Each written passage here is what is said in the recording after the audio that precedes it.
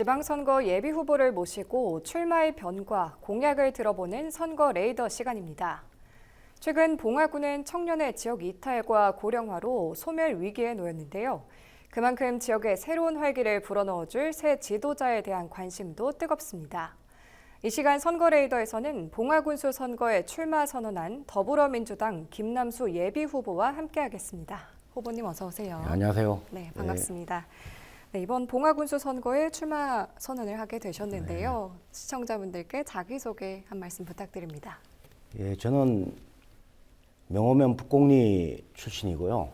제 부친께서 초등학교 교사셨는데 저희 부친의 첫 부임지가 북곡초등학교였습니다. 네. 그리고 거기에서 그 동네 처녀와 만나서 결혼하게 되었고 저를 놓고 거기서 저는 거기서 크게 된 겁니다. 이후 이제 모든 이제 그 당시에 시골 초등학교 교사 자녀들이 그렇듯이 아버지 정근지 따라서 이곳저곳을 옮겨 다녔는데요. 네. 대표적으로 춘향 애당초등학교와 이제 도천초등학교를 다녔고요. 네. 그 과정에서 저는 이제 봉화 이 산골에 이 어느덧 이제 제 마음의 고향이 되었습니다. 네. 그 이후에 이제 영주중앙고등학교를 졸업하고 고려대학 경제학과를 입학하게 됐습니다. 80년대 모든 대학생들이 그렇듯이 민주주의에 대한 열망과 가치는 제 가치였고요. 네. 그 과정에서 저도 여러 번의 감옥 생활을 겪게 되었습니다. 그 이후에 경제학과 대학원을 진학하게 됐는데요. 공부를 하면서 느꼈던 거는 정치 사회적인 어떤 민주주의도 중요하지만 네. 경제적 평등이라는 문제를 더 경제적 평등도 중요하고 그리고 경제적 평등을 바탕으로 하는 경제적 토양도 중요하다는 생각을 갖게 되었습니다. 그 당시에 고민을 갖고 있었던 거는 첫 번째 무엇보다도 일하는 사람들의 억압 문제였고요. 평등 문제였고 이걸 사회생활에서 구현하기 위해서 이후 직장을 갖게 됐는데 한국소비자원에 들어가면서 노조 지부장을 해야 했고 노동 문제에 관심을 갖게 됐습니다. 네. 그러다 우연한 기회에 고려대학교에서 후배들 가르칠 기회가 생겼고 한 5년간 고려대학 경제학과 강의 전담 교수로 있었습니다. 예. 네.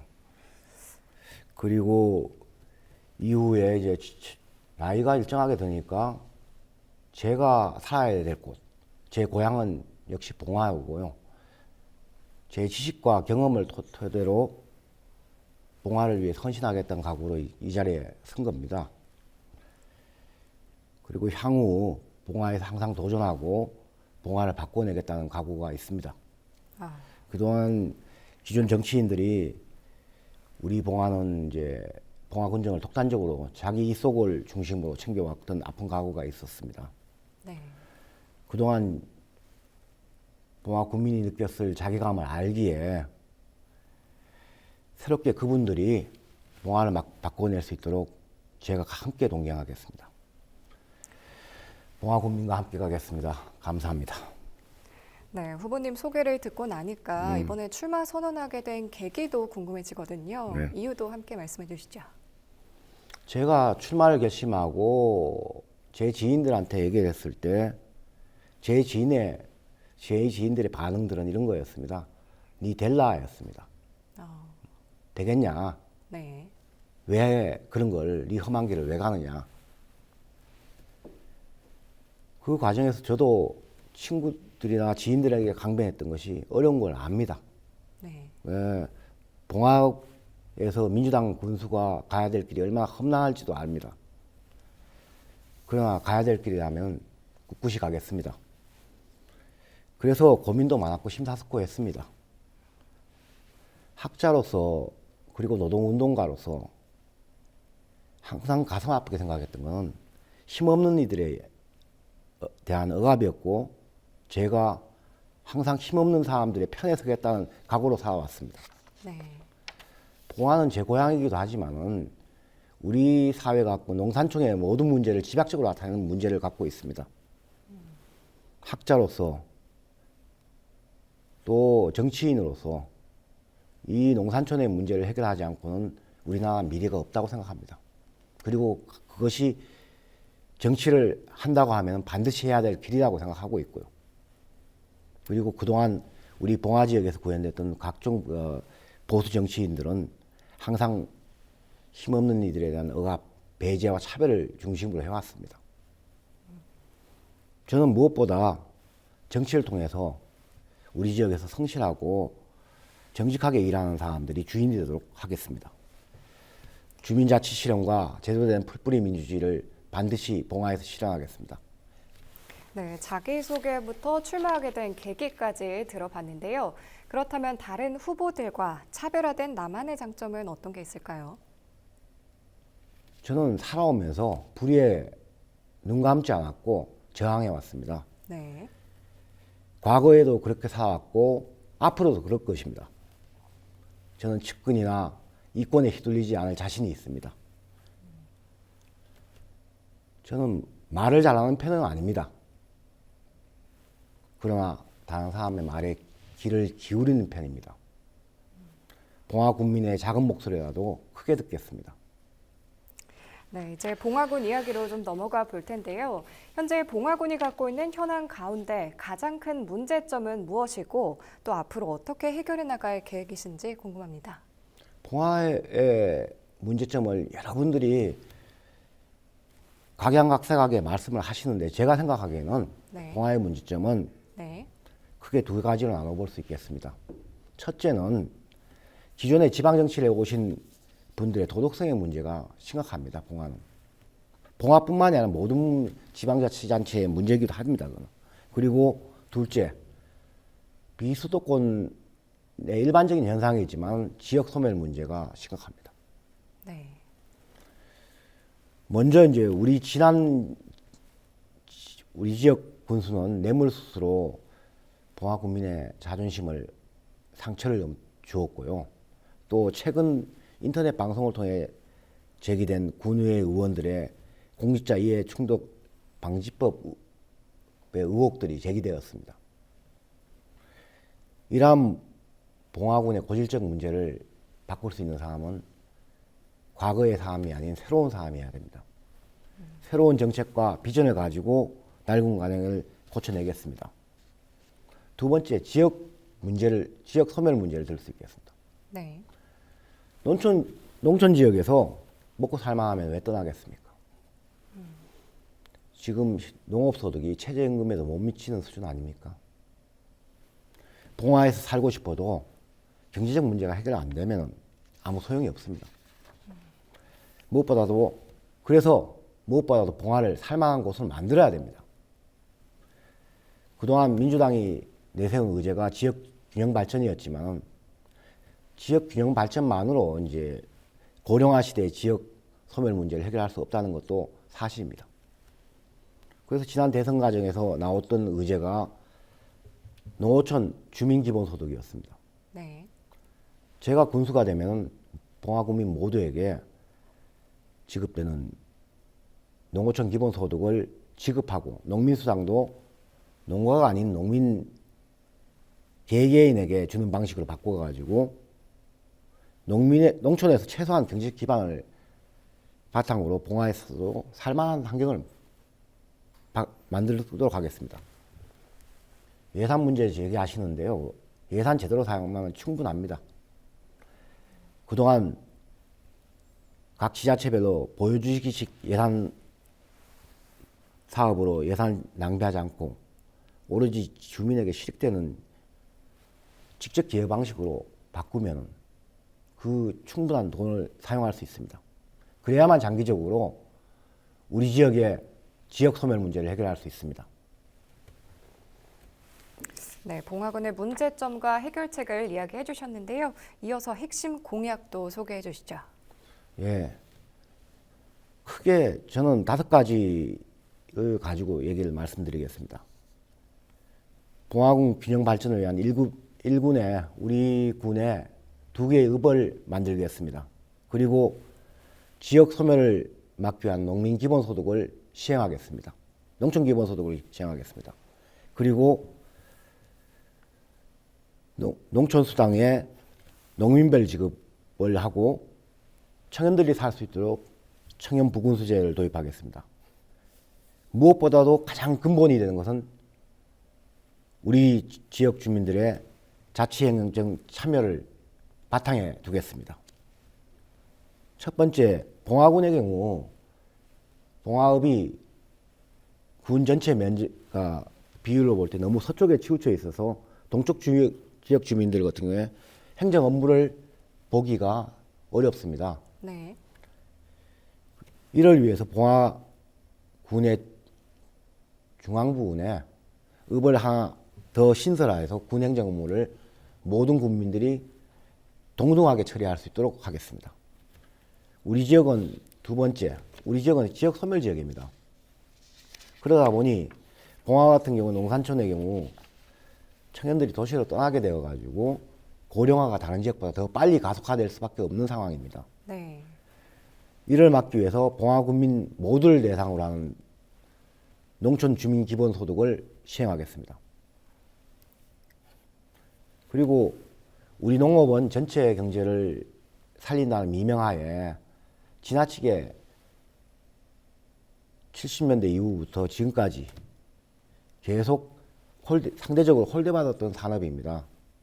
이 문제를 해결하기 위해 가지고 농민수당을 농가별로 지급하던 것을 농민별 지급으로 바꿀 것입니다. 이는 무엇보다도 여성 농민은 그동안 받지 못해왔던 것을 성평등 농업 실현에 대한 대의를 위해서도 마땅히 그래야 합니다. 네 번째, 우리 지역 청년들의 삶을 계획하고 집행하는 청년성장위원회를 설립하고 이를 통해서 청년부군수제를 도입하겠습니다. 네. 봉화의 청년은 자신과 관련한 정책을 입안하고 군정을 통해 자신의 삶을 설계할 수 있도록 할 것입니다. 앞으로 봉화군에서 굵직굵직한 사업 추진 시 계획 단계에서부터 성과 평가에 이르기까지 주민들이 참여할 수 있도록 해가지고 풀뿌리 민주주의를 실현하겠습니다. 그래야만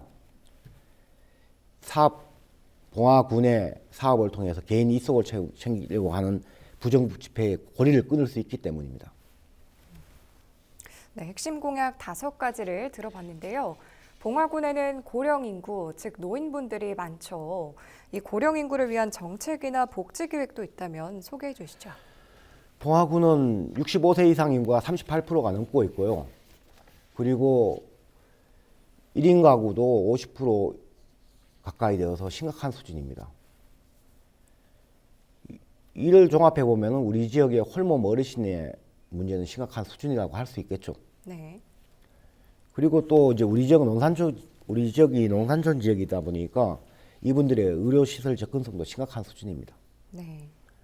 그래서 행정력으로 이분들의 건강을 챙겨드리기 위해서 현실적으로 지금 골골이 살고 계시는 그분들을 면단위 보건소하고 연계해가지고 그분들의 주거를 면소재지에 건설하고 해서 주거시설 확보하고 공동부업으로 먹거리를 제공하도록 하겠습니다. 그리고 각 면단위 보건소는 그분들의 자녀들의 연락처를 확보해서 항상 위급할 시 대처해 있는 자녀들에게 연락할 수 있도록 해가지고 홀몸 어르신들의 삶의 마무리에 소홀치 않도록 하겠습니다.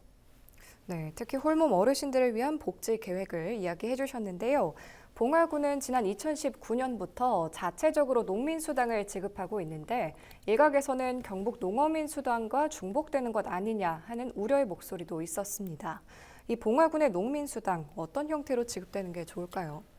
예, 맞습니다. 이제 우리 올해 경북 농민수당이 결정되면서 기존의 봉화 경제안정기금과 중복되는 걸로 알고 있는데요.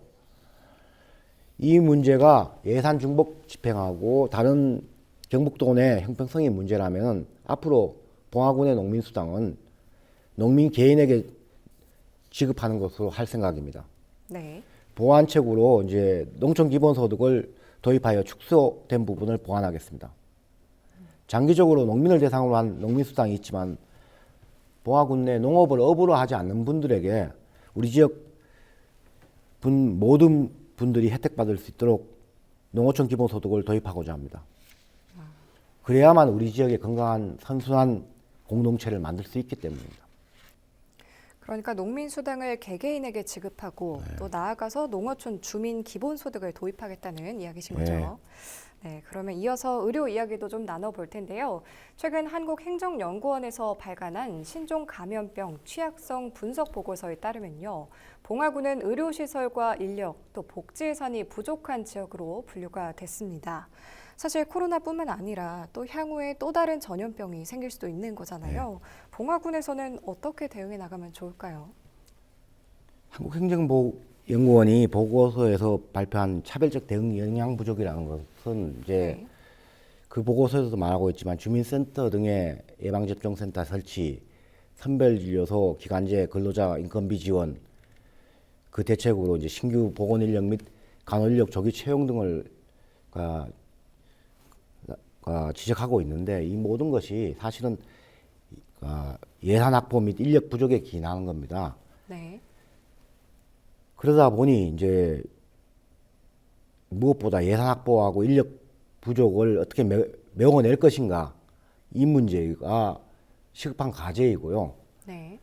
그리고 코로나 같은 인수 공동 전염병 창궐 주기도 짧아지고 있어서 향후에 이 대책을 세워야 되는데 이와 관련해 가지고 우리 봉화군에서 해야 될 과제는 건강과 관련한 예산 및 기본 시설의 확보에 만전을 기할 것이고 그리고 사회복지 예산을 예비로 확보하는 방안으로 이러한 대응 역량을 키워 나가도록 하겠습니다. 네, 알겠습니다. 또 봉화군에서는 태양광 발전소와 같은 신재생 에너지 사업이 활발히 진행 중에 있는데요. 현재 봉화군의 신재생 에너지 사업 어떻게 생각하시나요? 우선 신재생 에너지와 사업과 관련해 가지고는 이런 겁니다. 중앙 차원에서의 신재생 에너지에 대한 국민들의 인식 수준과 실제로 신재생 에너지를 만들어야 되는 지역 주민들의 그 인식의 차이가 존재할 수밖에 없는 상황이고요. 네. 그리고 이제 이런 주민 수용성이라고 하는데 주민 수용성이 그러다 보니 마을 단위에서 지금 현재 진행되고 있는 사업들이 주로 개인 농지에다 짓고 있는 식으로 지금 사업이 추진되고 있는데 네. 그 사업을 마을 단위로 공동의 주민에 의거해서 마을 단위의 그 태양광 발전을 짓는다든지 풍력 발전을 짓는다든지 마을 지역 주민들의 갈등이 조장하지 않은 방식으로 그 주민 수용성을 충분히 고려하여 진행돼야 될 것이고 향후에 그렇게 된다 하면은 주민들이 그 마을 주민들이 그 풍력 발전이나 태양광 발전을 받아들인다고 합의가 되면은 군이나 지자체의 행정력은 그것을 적극 지원하는 방식으로 가야겠죠. 그것이 맞고 그것이 바람직한 지역의 풀뿌리 민주주의를 실현하는 방식이겠고요. 네, 알겠습니다. 그럼 어느덧 마지막 질문인데요. 향후 군수가 된다면 어떤 점에 중점을 두고 군정을 운영을 해 나갈지 그리고 또 유권자들에게 당부하고 싶은 말씀이 있다면 전해주시죠. 무엇보다 우리 군에선 군민이 주인 되지 못했습니다. 앞으로 제가 군수가 된다면 군민이 주인 되도록 풀뿌리 민주주의를 실현하기 위해 주민자치조례를 제정하겠습니다. 그리고 군민 스스로 예산을 결정하는 국민참여예산제 확대하고 공청회를 통한 사업 선정으로 투명하고 정직한 군정을 이끌어내겠습니다. 네, 후보님 오늘 말씀 여기까지 듣고요. 이상으로 헬로티비 뉴스를 마칩니다. 저희는 늘 지역 주민 여러분과 함께하겠습니다. 시청해주신 여러분 고맙습니다. 감사합니다. 수고하셨습니다. 네.